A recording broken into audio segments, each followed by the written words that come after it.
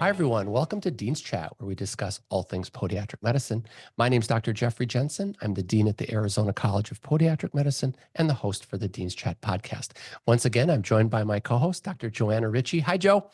Hey, Jeff. How you doing? Doing wonderful. How was your weekend? It was excellent. Every day's a dream here in the desert. Oh, that's true. That's true. Well, we have a phenomenal guest today, a guest that I met through LinkedIn, Dr. Peter Wishnie. Welcome to Dean's Chat, Dr. Wishnie. Welcome. Thank you, Jeff, and thank you, Joe, for having me here. Oh, it's great to have you. And if it's all right with you, let's go first names, Peter, Joe, and Jeff. You got it. All right, Peter, if you don't mind, I'm going to give you a little more formal introduction here. You are a 1987 graduate of the California College of Podiatric Medicine. You did your podiatric surgical residency training at Parsons Hospital in Flushing, New York. And then you did a year of fellowship in Jerusalem, Israel at the Hadassah University Medical Center. You were in practice for 33 years. You've transitioned into a coaching doctor's business. What's also interesting is you have 3 books. One is a Wall Street bestseller called Limitless. You were the co-author. You have an ebook out called Running a Successful Practice Should Be a Dream, Not a Nightmare. I love that. And then the Podiatry Business Solution in 2020. We got a whole lot of things to talk about today. Welcome again. Great being here. Really is. It's going to be a lot of fun. So, Peter, I'm going to start right from the beginning. You know, you got your undergrad at Stony Brook, and I've seen a common theme in a lot of our guests. They'll train undergrad back east, and then they make the journey out to San Francisco to the California College. Why did you do that? What attracted you? Sure. Great question. So at the time, remember, this is 1983, 82, 83, right? So there was 6 podiatry schools at the time. And the one by me in New York City, as you can tell, I'm from New York, everyone. And and so I visited school. It's in Harlem, and it's a great school. But my parents lived in Long Island, and the commute, believe it or not, from Long Island to New York, getting to Cadaver Lab 8 in the morning, you have to be out by 5 because everything's locked down, and that's cool. That's back again. Let's make sure we understand that in 1983. But there was, at the time, not everyone was getting a residency program. And there were the 2 schools that got the highest percentage of acceptance rates to residencies was the school in Philadelphia, now Temple, and the school in California, CCPM. And I just felt more comfortable going to California. Well, coming from the East Coast, never really traveled. And so what a great place to go. So for 4 years. So San Francisco is a wonderful place to go to school. And plus I love sports medicine. I love biomechanics. And they had a lot of that to offer at CCPM. You know, it's funny, when you were leaving in 1987, I was coming in. And for the very same reasons, I wanted to do biomechanics and sports medicine and surgery. And I mean, who doesn't want to live in San Francisco, right? Correct, right. All right. Joe, you opted for the desert of Arizona for your schooling. I did, and I braved the. They were not yet fully accredited when I applied because it was brand new. I was in the 2nd class, so I remember talking with Dr. Page that was a little bit of a potential gamble, but he had no reason to believe that we would not have gotten accreditation, and I had full faith in Midwestern as a campus, supporting him in that, and then also him and what he stood for. That worked out really well. So Peter, was Dr. Page at California College when you were a student? Yes, he was. Yeah, me too. In fact, I worked up my first patient with Dr. Page in the clinic. So go figure. I think you're just getting older. Well, there's no doubt about that. Well, Peter, let's talk about the evolution between going into practice after you've done some tremendous surgical training and a fellowship. You were in practice for many years. How did you evolve into a consulting practice where you started helping your colleagues? Sure. Great story. So I was 29 years old. I never worked for anyone in my life, except for like Toys R Us, Burger King, and Camp Council. Okay. But as a podiatrist, I bought a practice, and I struggled a bit. Okay. Believe it or not, people said you needed 3 years to really get your feet wet and to really get profitable. But I'm a very impatient person. So after 3 months of losing about $8,000 a month, owing $100,000 in the practice, $100,000 in student loans, and $100,000 credit line, what happened was a message came from the universe. I call it Gus, God, universe, or spirit, however you want to look at it. And it through a fax machine that said, learn how to run your medical business, 2-day seminar in New York City, $99. So I went and I basically learned how to be a business person. And in my first year, I made more money in that 1 year than the previous owner did in any one of his 17 years of practice. And I just love taking care of my patients. I love the podiatry part, but I equally love the business part. And I just gobble up all motivation, leadership, how to run your business by numbers, everything I get my hands on.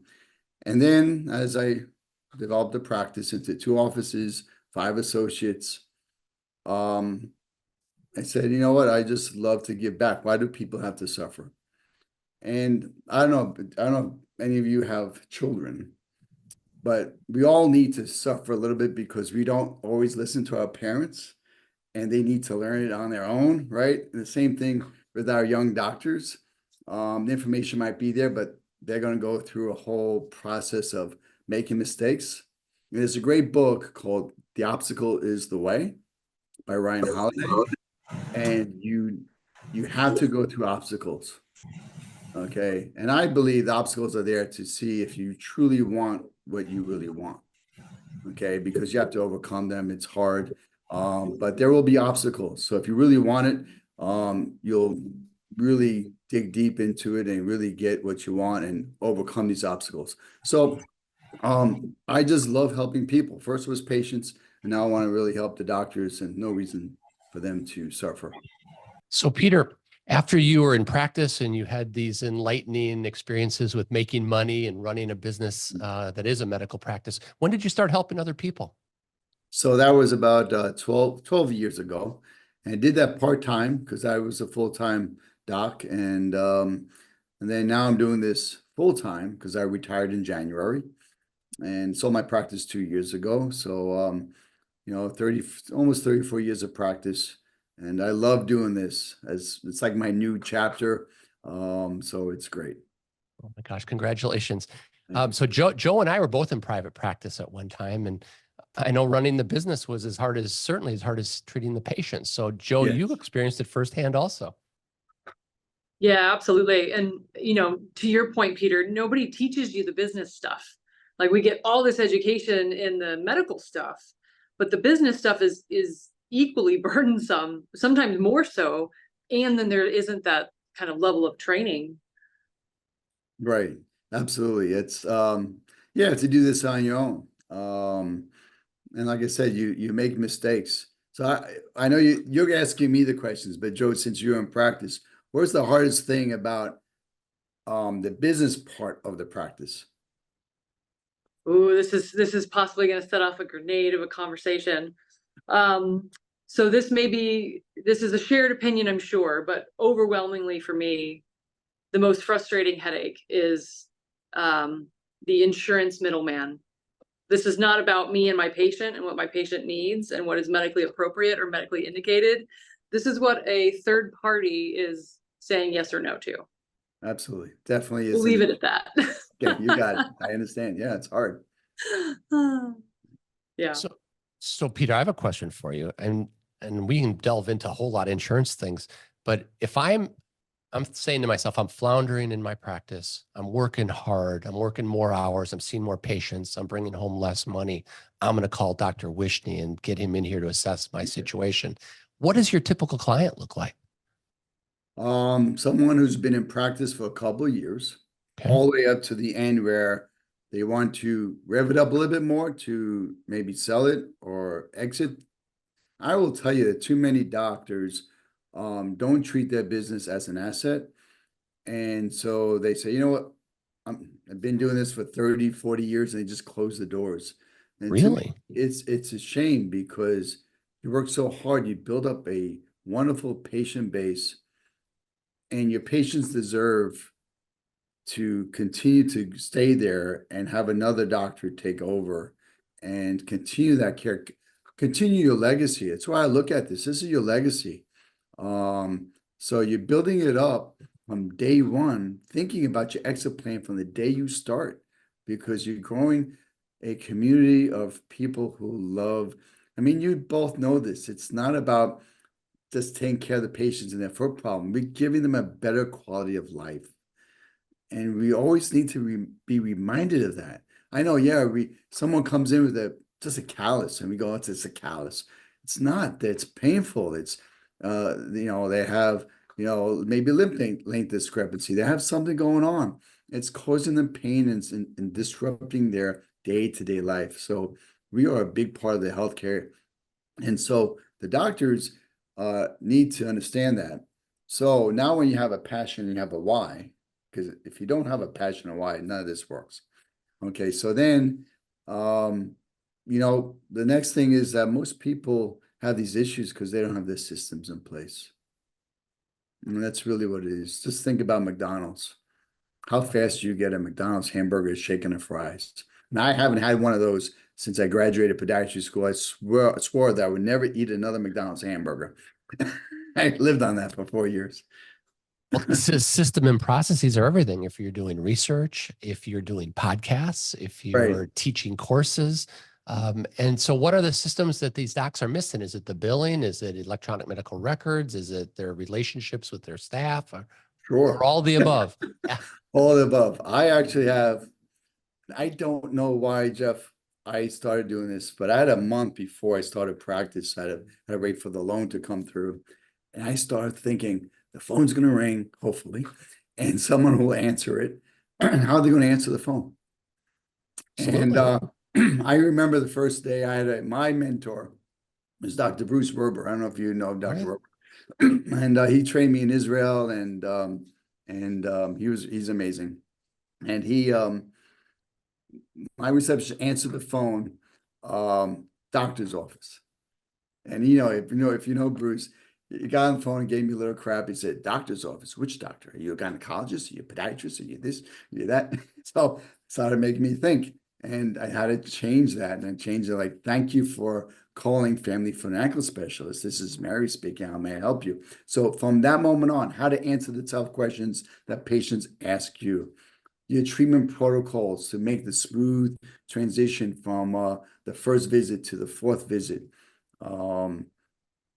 Almost everything, billing, insurance.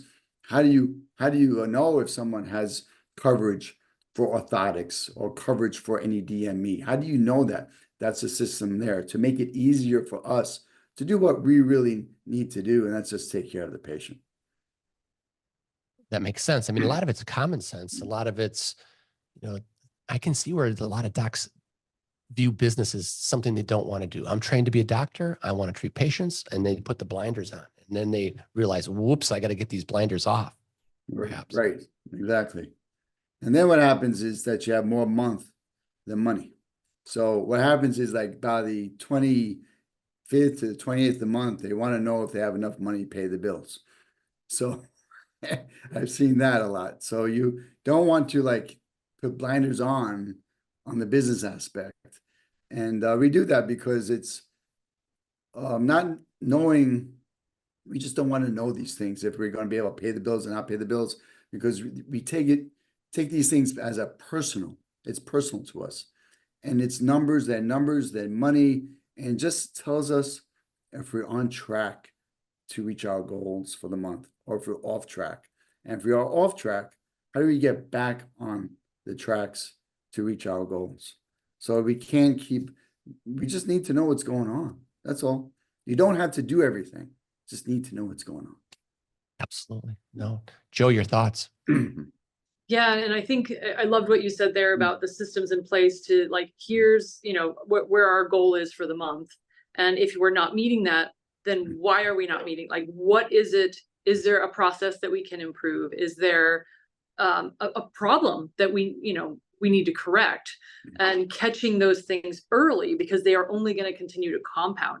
I think your example about the, how you answer the phone, it is that first impression that your patients get from you. It may have nothing to do with you as a physician and what you have provided to the patient, but if they have a bad experience right from the get-go, that does impact you, and it does affect business, especially in a more private setting.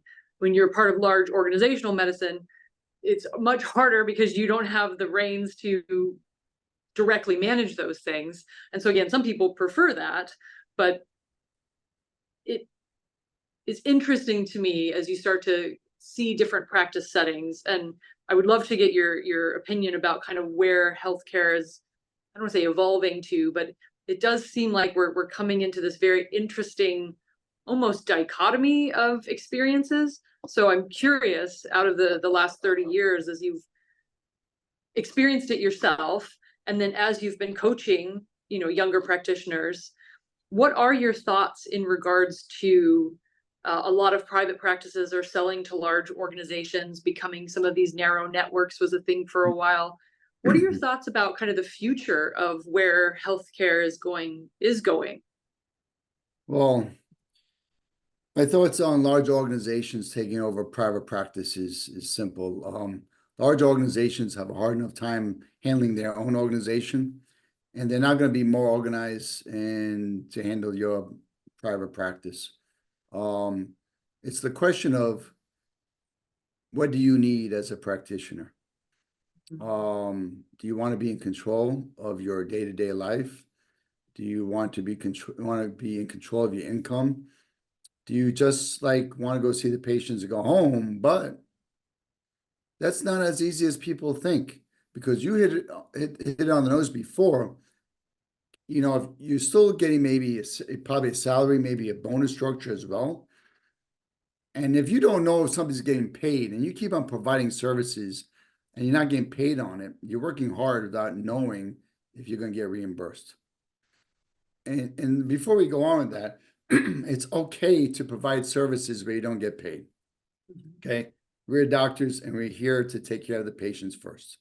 But if you did that for every single patient, the doctor who's a great doctor but doesn't have a profitable business is out of business and can't help their people. Okay, so you need to know that if someone comes into my office and they can't afford a pair of shoes and they're diabetic, the shoes are on me. I mean, it doesn't matter insurance or not, because we are doctors first. And I just want to make sure we understand that. But if you are, you're still now dealing with, and I have a little bit of this working for an organization aboard my practice, you don't have the control anymore how you take care of your patients, what products you use, if they will allow the skin graft or not, because they're expensive. So it's hard. It's not as easy as you think.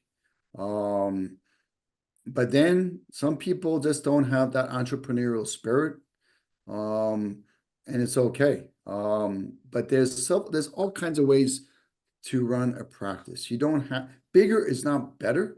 You don't need to have lots of other doctors. You don't need to have lots of staff. You can decide what subspecialty of podiatry you love. And for me, I love children and I love sports medicine. And I treated everything. I didn't love wound care. Okay, and the reason is why I became a podiatrist, because I love to take care of people and get them better. I need instant gratification, and you don't get that with wound care. But I could then focus at least half of my practice of my patients to seeing children and sports medicine. Okay, and you can decide how you want to do this. You don't need to spend a lot of money to make money. You need to have, at the end of the day, you go home and you have a life. And that's like what my motto is. Your practice is there to give you the life you, and I say so, deserve and desire.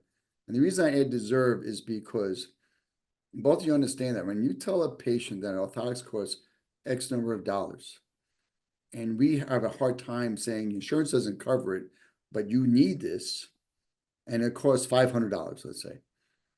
we have a hard time selling it to the patient, and we end up giving them over-the-counter products Mhm. without even asking them, would you like to have these, or trying to provide that kind of service, because I feel that's an injustice to the patient, because if they really need a custom, then they should get a custom. Okay, but if they really can't afford it, then okay, you have a plan B, fantastic, but you need to at least offer that service to the patient. Okay, and so it's so you just need to know what kind of practice you want to have, and again, you don't need to spend a lot of money in order to make money. Absolutely. So a couple questions I have for you, Peter. When I was in practice, I had a philosophy that I had great people in place from an office manager perspective, kind of Right. in my HR. And I thought to myself, I'm going to do the things I do best. I'm going to see patients, I'm going to do surgery, I'm going to do my charts, and I'm going to interface with referring doctors. And that's what I did. That's the only thing I was really good at, right? But I put the right people in place to manage the practice and, hire and fire the MAs and things. And it worked out great. Can we still do that today? Can docs still do that? That was like 10, 15 years ago now. Sure, I just would add one more thing to this. Okay. We are in the people business, and that people business is not just the patients. Okay. Okay, and that's the staff. And the one thing that got me to the point where I could work a little bit less and even make more money is becoming a better leader. I'm a certified John Maxwell leadership coach. And I did that on purpose because when I learned to become a better leader, teaching my staff to lead, who then trained the new people to be leaders. What I mean by leaders, not everyone is leading the office. They're taking control of their job and position. If their job is as a biller, collector, their job is to do that and make sure that everything they need, everything that your biller needs, such as from the front desk, they need the data entered properly. They need all the information they need to send out a claim. They're in control of that. And you teach them to lead so they're respectful to the people in the office, where they say, okay, I need this and I need this in order to do that. Now I know you need something from me. And that is, I need to put the information in the patient's notes properly, saying, I called Mrs. Jones for their $50 bill. Okay, she said she will pay for it on the next visit. Now you see that up front, and the front desk is now communicating in the back. So that's leading, better communication, teaching other people to do that. So we can't take our great staff and just give them more work. And that's what we do. We say, oh, Mary's wonderful at this. We'll give Mary more work. She'll do it, right? And then we'll start losing them. Okay. Right. We need to sit down, have meetings, and say, how, as the doctor owner, how can I help you do your job better? Okay. What do you need from me? Okay. And we need to check the pulse of each individual. If you treat your staff like you treat your patients, the staff will treat the patients the way you want them to be treated. Love it. So at our strategic planning meeting, Peter, we distributed the book, Maxwell's book, The 21 Irrefutable Laws of Leadership. Yeah. And Joe texted me a picture from the beach on vacation. This is my summer reading. So we're all Maxwell fans also. Okay, great. Excellent. Yeah, great book. Yeah. Oh my gosh, yes. So that's interesting. So let me bring up another point about when I was the dean in Miami. It would have been maybe 2014, about 10 years ago. Mhm. I had a meeting with the students, and it was kind of one of those let your hair down meetings. It said, what do y'all want? What do you want out of this podiatric medicine career? And I was thinking entrepreneurial. I was thinking private practice. Let's, scale up the business and let's deliver the best medicine possible. That's not what they wanted. They said, I want a job. I want 2 weeks vacation. I want to go home at the end of the day and not be on call. And there's been a transition there, and I've seen it. I don't always relate to it because I don't think I'd want to just show up and work and go home, but that's how people are being trained now. And that's the mindset. Your thoughts on that? True. I'm seeing more and more lately that doctors are opening up their own practices. Oh, Okay, I love that. Yeah, I'm seeing that. It's again up to the individual, 2 weeks vacation, but that's the thing. You work for a company, you work for another doctor, you get you 2 weeks, but the owner gets his 2 months or 6 weeks or 4 weeks. Everyone else gets a little bit more. It's okay. You know, my uncle, which I didn't listen to him, said, yeah, you'll be an apprentice, work for someone for a couple of years, learn the trade. Yeah, I didn't do that. And it's okay if that's your plan. I think there's nothing wrong with it. I still think it's okay to work for someone else, but make sure that you know exactly what you want. And I will tell you, people say about, I don't know, today's generation, they just want to not work as hard. And that is a total misconception. I don't know if you see that, but it's based on your background and your work ethic. I don't care if it's 2024 or 1984, the work ethic, it's the same. It's based on your family background, your upbringing. And what I think they have it right, though, today, compared to my father, who worked every night late, came home late, worked his tail off. They will work hard. If your hours are 9 to 5, 10 to 8, whatever it is, they'll work harder than those hours. But then when they're done, they separate their personal life from their business life. And I think they have it right.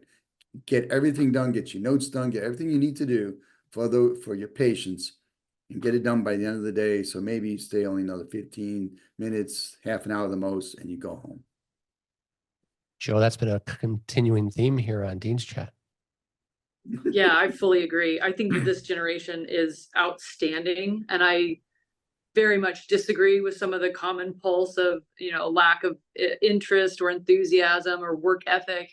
I think I mirror everything that you just said, Peter, that it's just a different ranking of priorities. And I feel like, and again, we've seen, it's interesting because I was in a group that was, had some similar things thrown our direction, like as a millennial, like, oh, you guys just expect everything and you're entitled to everything. And that really wasn't the case at all. It's just a different set of priorities. And so helping identify what are the things that motivate you, what do you, exactly what you were just saying, what are the things that light you up? And then how do we build a life to support that? Because as you said, that is what you deserve, right? Like we all deserve to live a life that is fulfilling and satisfying and happy. Absolutely, right? But that doesn't mean it's going to come for free, right? And that's where it's not an entitlement to that, but you do deserve it. So as you have been coaching physicians, if they are struggling is maybe not the right word, but they are seeking help. What are some of have you seen trends or common themes in terms of where people maybe get a little off the rails or how they get sidetracked? I don't know, just off the rails, I guess. Life. Yeah. Life. Oh, such a good answer. Marriage, children, just life issues, family issues. And you need to, no matter, we all have it, okay? You just need to be able to separate and need to stay focused and realize what's important. So when I coach, it's not just being a better business owner, it's making sure all your goals, relationship goals, your hobbies, financial goals, health goals, then what happens, you work, and forget to go to the gym, eat right, and then next thing you know is your health suffers, then your business suffers. If your relationship suffers, your business suffers. Okay, if you don't have time to go on vacation, you're exhausted, low energy, your business suffers. So everything, I love this quote from Gandhi, and you picture a pie, and there's different parts of the pie, and that's all those goals I just mentioned, your hobbies, your vacations, your relationships, your health, your finances, whatever. If one of the pieces of one piece of the pie is rotten, the whole pie is rotten. And so you need to be at time. It's time management. It's hard to manage time, but it's how to be really good at planning. Okay. And I have in front of me my Full Focus Planner by Michael Hyatt. And it's not just a thing where you make lists. It's what are your goals are every quarter. Put down my goals. I read my goals every day. Health goals, relationship goals. We get we forget things. I mean, when's the last time you called your best friend up? Okay. Right. So things like that, believe it or not, people think I'm a little crazy, but all right, Thursday, I'm going to call Bill up, right. And see how he's doing. Okay. But if it's in there, it gets done. Like otherwise you get sidetracked. And that's what it is. And then there are people who just have so many obstacles in their practice. They get overwhelmed and don't know what to work on first. And that's what really a coach does. I think everyone knows basically what to do, but what do I work on first? What's the domino that's going to knock down all the other dominoes? And there's that one thing, and that's a great book. If you know the book, That's One a great Thing, book. Yeah. it's a great book. So the one thing that's going to help everything else. So where you only focus on 2, maybe 3 things, like this week or every quarter. Love Yeah, it. Jeff, you and I have talked about the one thing. I'm Oh, gonna throw that ball back at you. yeah, I've given family members that book. I just love that because if you don't have focus and you don't really know what you're going after, you can never get there, right? Right. So it makes sense. I like this old saying. I don't even know who said it first. But leaders do the right thing and managers do things right. You have to know when you're leading and when you're managing, and there is so much in that statement for me. I mean, it's helped me a lot because Yeah. if you're managing everything, but you're not managing the right things, you're heading down the wrong path. You're climbing the wrong tree, right? So I think that's fascinating. Joe, I just love that. I mean, the same themes keep coming up. I just think it's great. So Joe and I both looked at your CV, Peter, and we dialed into your lectures and some of your expertises.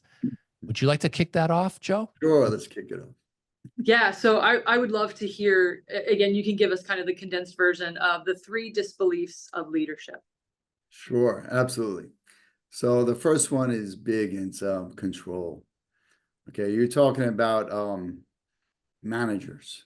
So I don't like the term managers. Managers manage people, they manage things, they micromanage. Okay, like leadership better. So control. We tend to think about it. Think about it. We are all, most of us are surgeons, right? Would you, at the end of the case, would you like your surgeon to say, that's good enough? Okay, right? And so we are inherently a perfectionist, right? It has to be good. Now, there's time, as you know this, Jeff, that people are in surgery too long because they try to make it too perfect. That's when you got to know when to stop, right? So, Absolutely. okay, so we take that perfectionism into our business and our practice. We give a task to someone. Did you do it? Let me check it out. Let me do this. I'll do it myself, kind of thing, or any of that thing. We are too much a control freak. And the way you handle that is this.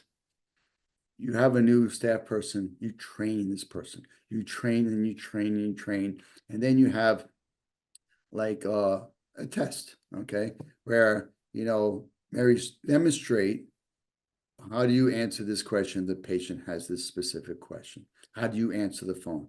And then when they go through this whole brief of demonstrations and tests, and now you can feel comfortable that Mary knows her job, okay?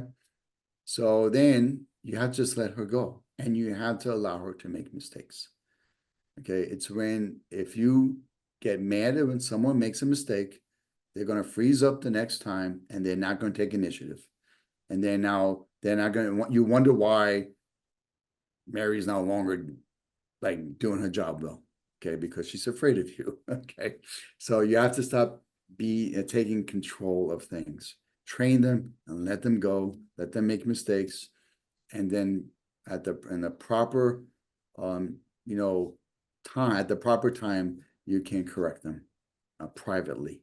But when they do something great, and that's, you always get what you look for. So look for the things they do right. And when they do things right, say it in front of everyone. Okay. And that's why the first thing we do in our meetings, we just go around and we give these things called zaps, lightning bolts to people, and say, great job, Mary, on how you handled Mrs. Jones. She had a problem with the bill. She walked out, paid the bill, and she was smiling and very happy. Great job on that. Okay.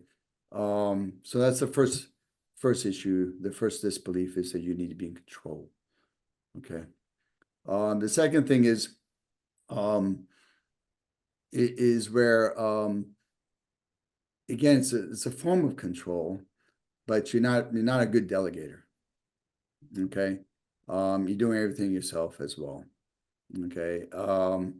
So you could be there all night long. And that's the reason why people in the office dreaming about it, thinking about it, it's 24/7. You put too much on your plate and things do not get done. So for example, like you said, Jeff, you saw one of my social media posts today. Well, if you're a doctor and you want to get the word out to the universe and do some social media posts, you could hire someone to take pictures in the office. They can, write posts, or you can do it because you want to be really specific, make sure everything's accurate and perfect, but it doesn't get done at all. So a post that's out there that's done is better than a post that you're trying to do that's not being published.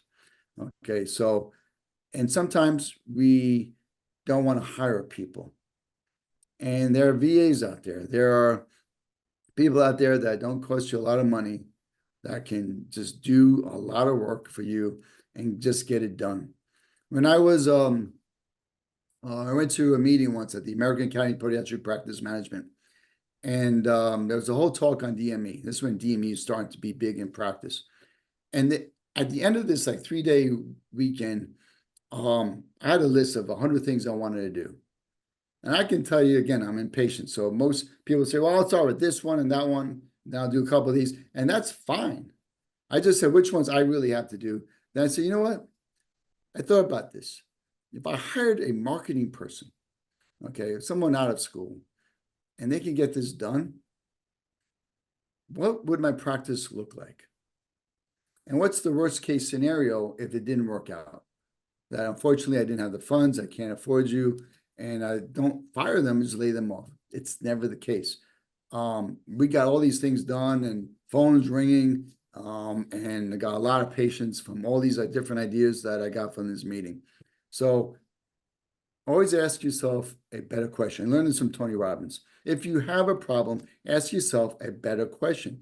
We say, I like to do something, I like to buy this piece of equipment, but it's expensive. Okay. But if you don't buy it, it's also costing you money because you can't provide a service that maybe patients want. So you have to look, it's the opportunity costs that you're losing. Okay. So that's the second. And the third one is thinking that you know everything. Okay. And we're doing this right here.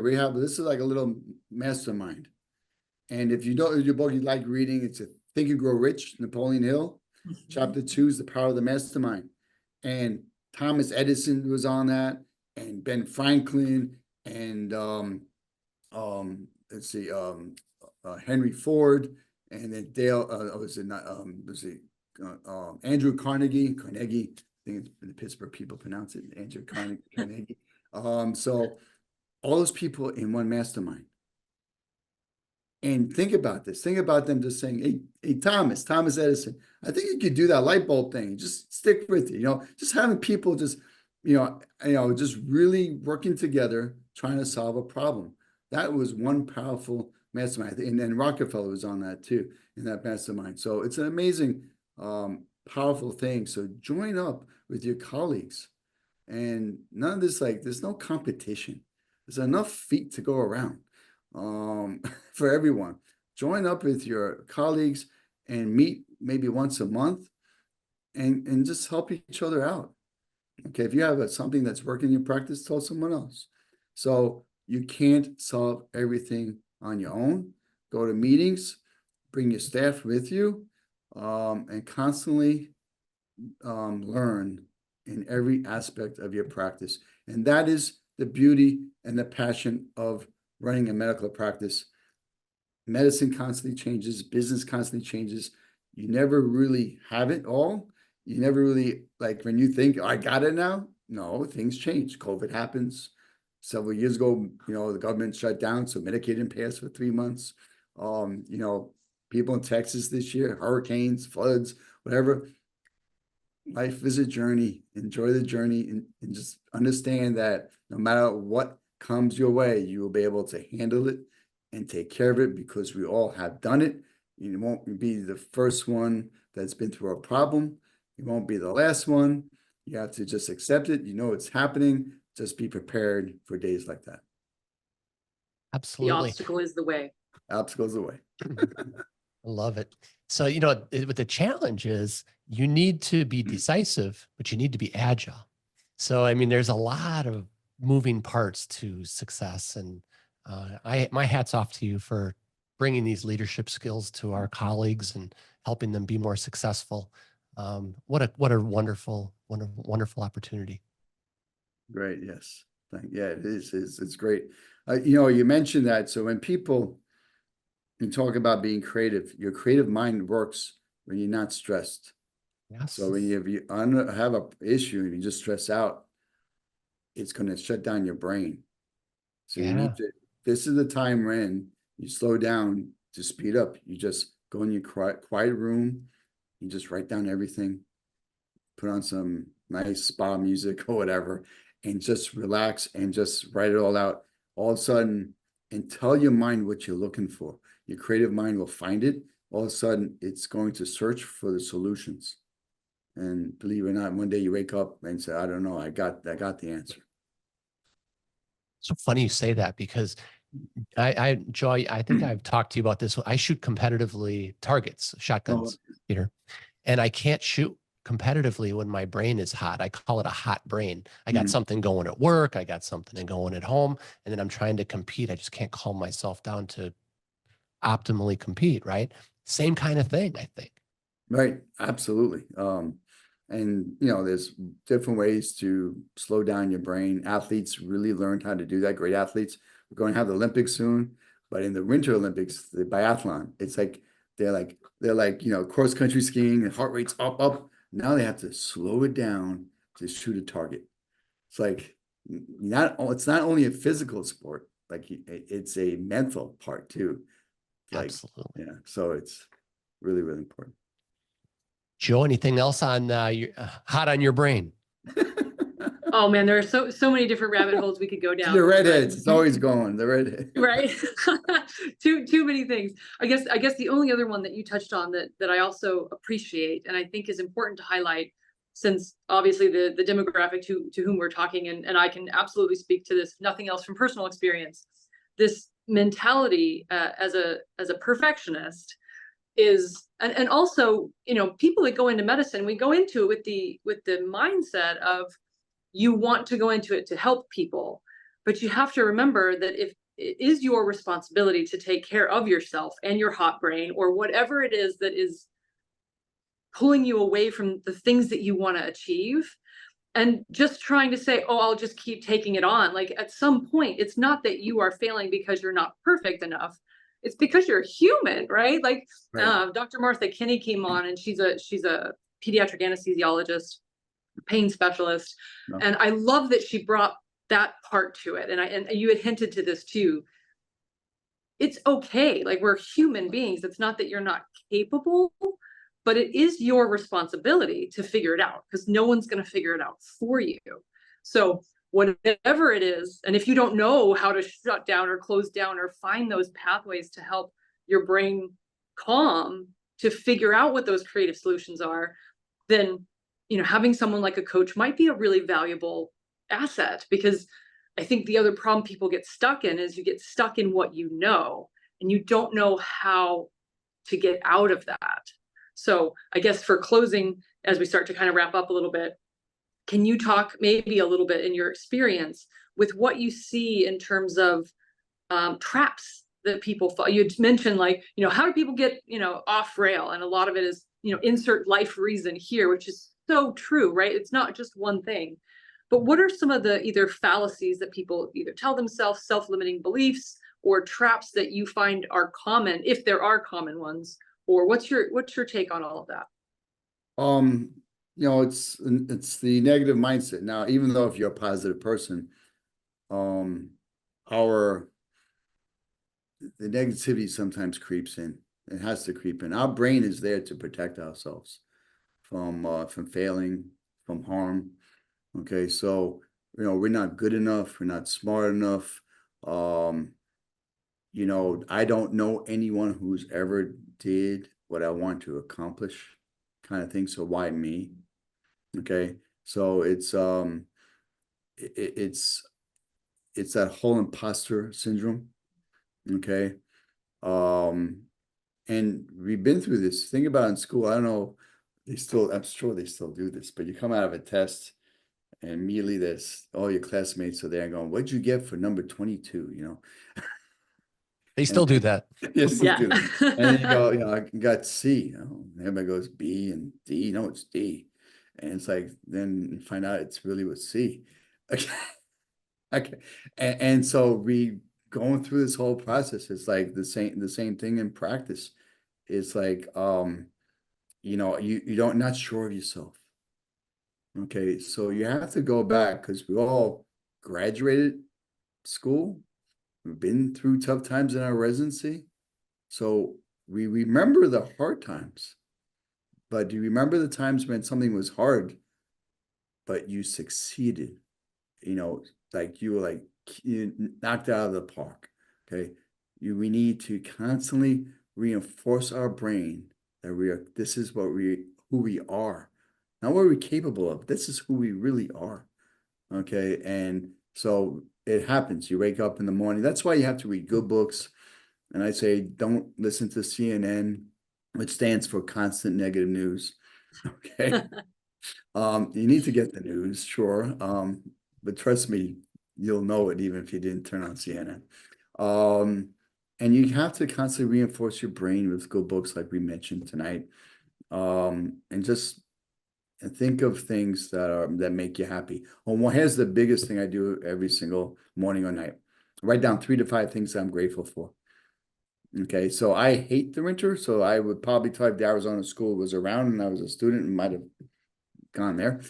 Okay, but I hate the winter. So when it's cloudy out and it's bitter cold, I'm grateful for the hot cup of coffee in the morning. Simple things like that. Or when the leaves start to change, the beauty of that. Just little things that all of a sudden will make you happy and grateful. And the next thing is to turn your focus away from yourself and try to just focus on your patients and the people around you, your family, your staff. Helping other people definitely makes you feel, first of all, we're doctors, so we love to help people. So just doing that will make us feel even better. That's incredible. Those are great words to end on. Peter, I want to extend you an invitation to come talk to our students in Arizona if you want to get away from the winter. I would love to do that. I had the idea that I wanted to actually do that for the schools, to come in and give them some, just a lecture or something on life and practice management after residency. We will host you. You're welcome anytime. Arizona's outstanding, but not in July. No. You got 118 by now. Did it cool off from the 120 that you had?